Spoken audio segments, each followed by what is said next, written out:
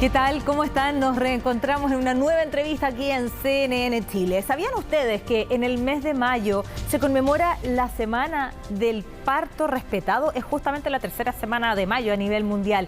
Vamos a conversar sobre cuánto hemos avanzado en esta materia y qué tan relevante es poder justamente establecer medidas que nos permitan caminar en esta dirección. Todo eso y más se lo vamos a preguntar a la doctora Claudia Santiago. Ella es presidenta del directorio de la Asociación Ginecólogas de Chile. Doctora, un gusto recibirla. ¿Cómo está? Hola Macarena, buenas tardes. Gracias por la invitación a nombre mío y de mi asociación. No, gracias a usted por este tiempo. Mire, la primera pregunta es, ¿qué significa un parto respetado? Un parto respetado es algo que debería ser muy obvio, ¿no? Porque cualquier prestación de salud debería ser una prestación respetada con los más altos estándares de calidad, tanto en tecnología como en humanidad. Ponerle la palabra respetado al parto de repente parece una redundancia porque se asume que en estricto rigor el trato, la dignidad en el trato, el cuidado en el trato, la amabilidad en el trato es algo que se debe subentender. Sin embargo, en la atención ginecobstétrica, los estándares de salud que manejamos son altos en términos de conocimiento, en términos de tecnología, pero a veces la humanidad y el trato, la forma en que nos relacionamos, no es óptimo. Básicamente de lo que hablamos cuando hablamos de un parto respetado, de un parto humanizado, es elevar al máximo los estándares de cuidado, de calidad en los cuidados, los estándares en el trato, donde la gestante obtenga ojalá mucho más de las expectativas que ella se trazó al minuto de embarazarse y finalmente el resultado de este acompañamiento, de esta gestación, de parto, posparto y también el puerperio alcance esos estándares de atención óptima con los que en algún minuto la gestante y su familia pensaron que podían tener. Es difícil aunarlo todo en un concepto pequeño, pero incluye muchas cosas, incluye la tecnología, la mejor evidencia científica disponible y por supuesto la humanización de este minuto en la vida de las mujeres y de sus familias, que es tremendamente relevante para su salud en el minuto del parto y con posterioridad para ella y su hija o hijo. Respecto a eso, doctora, ¿en qué hemos fallado? ¿En qué momento una mujer gestante, en este caso, de pronto cuando va a una atención de salud y sin tener mucha información, porque tal vez la salud no es justamente su área donde se desenvuelve y siente, o hay alguna intuición de que algo no está haciendo bien, o que no tiene la información correcta, o que alguno de sus derechos, que tal vez no son todos conocidos, está siendo vulnerado? ¿En qué hemos fallado que tenemos hoy día la necesidad de hablar de algo que pareciera obvio, pero que no es tan obvio como, por ejemplo, pedir un parto respetado? Antes de hablar de lo que hemos fallado, a mí me gustaría reconocer y relevar todo lo bueno de la salud pública y privada en Chile en relación a lo que tiene que ver con el acompañamiento de la gestación, parto, posparto y puerperio. Y porque la historia de la salud pública en Chile se remonta a los comienzos del siglo pasado, donde Chile era definido como un mal país para nacer, un país peligroso, en 1930. Y tanto los sanitarios como las sanitarias, todo el personal de salud, tanto en lo público como en lo privado, más el Estado a través de sus diferentes gobiernos de turno, fuimos avanzando no solamente en mejorar lo que tenía que ver con la atención del parto, sino que también la salud sexual y reproductiva, la anticoncepción y todo lo que significaba los cuidados de las adolescentes y de las mujeres. Y llegamos al siglo XXI con estándares de salud altísimos, básicamente por la visión de los salubristas de la primera mitad del siglo pasado y también por el tremendo esfuerzo de las y los trabajadores del área de la salud, sobre todo en el ámbito de la salud reproductiva. Nosotros tenemos tasas de mortalidad materno-perinatales que son comparables a países desarrollados como Inglaterra, como Australia. Y eso es algo de lo que debemos estar tremendamente orgullosos y orgullosas. Chile es hoy día un buen país para nacer, es un país seguro para no morirse en el parto, es tremendamente seguro. Pero hay otros estándares de cuidado que no estamos teniendo en consideración.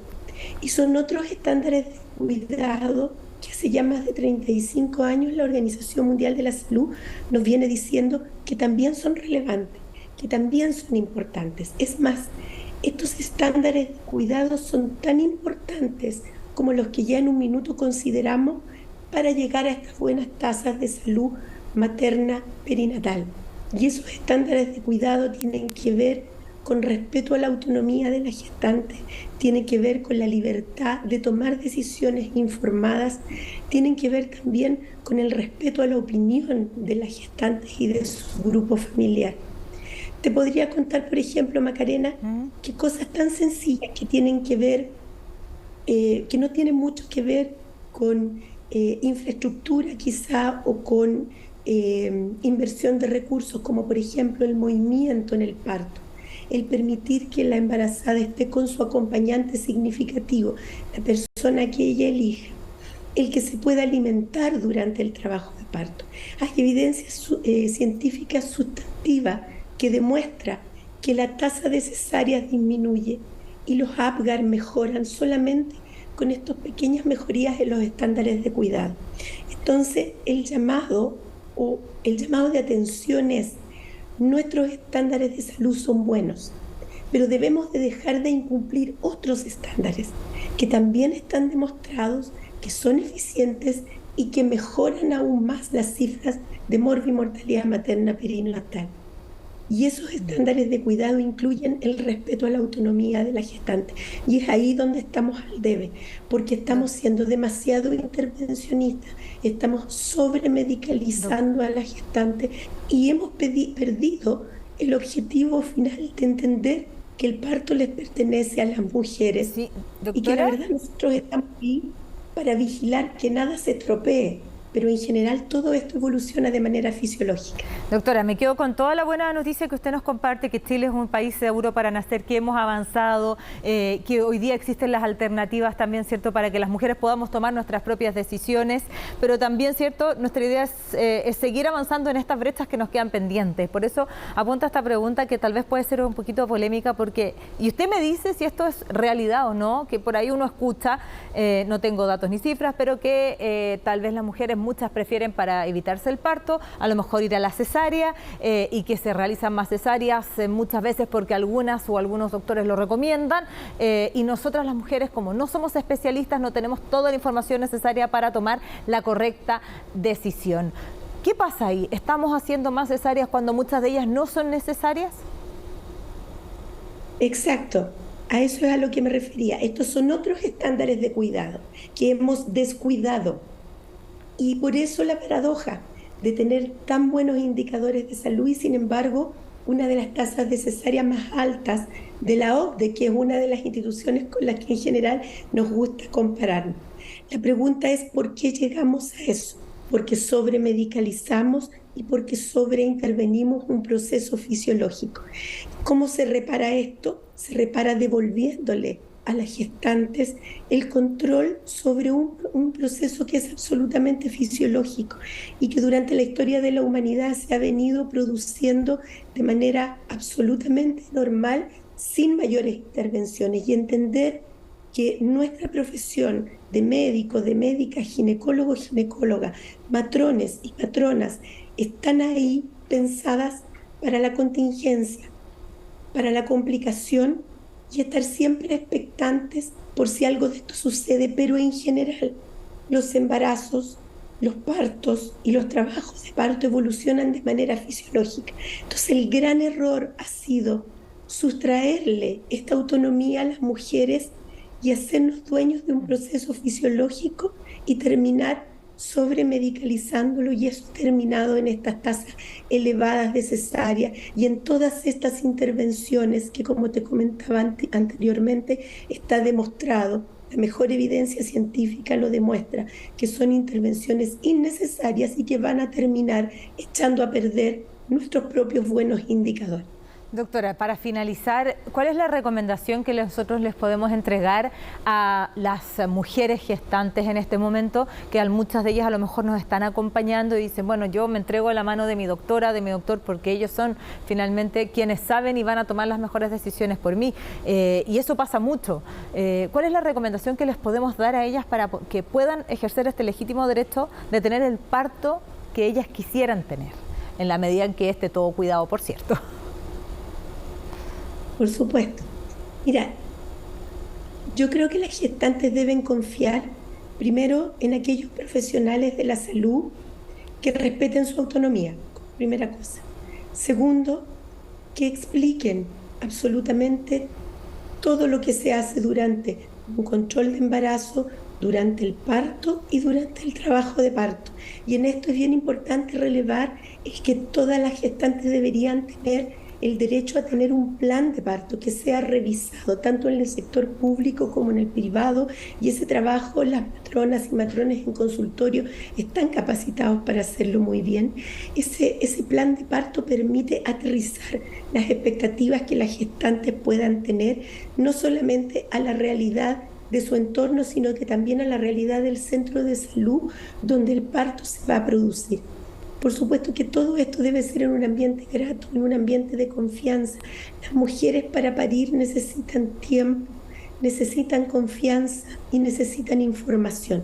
Esos son los espacios que las gestantes tienen que buscar, donde las consultas sean breves, donde no haya respuesta a las dudas, donde se impongan decisiones o las decisiones que se tomen no sean explicadas de por qué se va a hacer tal o cual intervención. Ese no es el lugar donde te tienes que quedar. Te tienes que quedar donde te acojan, donde te entiendan, donde aclaren tus dudas y donde te expliquen cada una de las intervenciones a las que eventualmente pudieras ser sometida. Y muy importante, explicar que hay situaciones en obstetricia en las cuales a veces uno hace todo bien y los resultados no son óptimos y no son los que nosotros esperábamos.